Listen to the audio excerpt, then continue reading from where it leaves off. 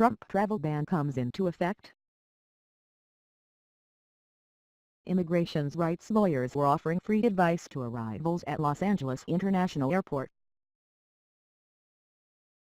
People from 6 mainly Muslim countries and all refugees now face tougher U.S. entry due to President Donald Trump's controversial travel ban. It means people without close family or business relationships in the U.S. could be denied visas and barred entry. Grandparents, aunts, uncles, nephews and nieces are not considered to be bona fide relations.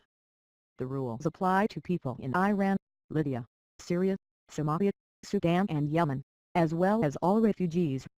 Moments before the ban began at 2000 hours Washington time 00 GMT, it emerged that the state of Hawaii had asked the federal judge for clarification. It has in the past accused the U.S. government of violating the Supreme Court's instructions by improperly excluding people. Travel ban protests took place in New York as the ban took effect. An official with the Department of Homeland Security said it expected business as usual at ports of entry, adding, "Our people are well prepared for this." Immigration rights activists and lawyers said they would be at hand at major U.S. airports ready to help arrivals and ensure those with valid visas were allowed in. Earlier this week, the Supreme Court partially upheld the ban, lifting injunctions that had halted one of the president's key policies. The court ruled that people seeking visas to travel to the U.S. from the 6 restricted countries, and all refugees, would have to prove a bona fide relationship to someone in the country. The Supreme Court is expected to make a final decision on the ban in October. Who can come in? According to the new rules, for the next 90 days those from the 6 countries without a close relationship will not be able to enter the U.S. The parent, spouse, fiancé, child, son, or daughter-in-law, or sibling, including step or half-siblings. Out. Grandparents, aunts, uncles, nieces, nephews, in-laws, extended family and grandchildren. Also exempt from the new rules are those with business or educational ties to the U.S. However, the guidelines specifically state that the relationship must be formal, documented and not formed for the purpose of evading the order. Those who already hold valid visas are not affected.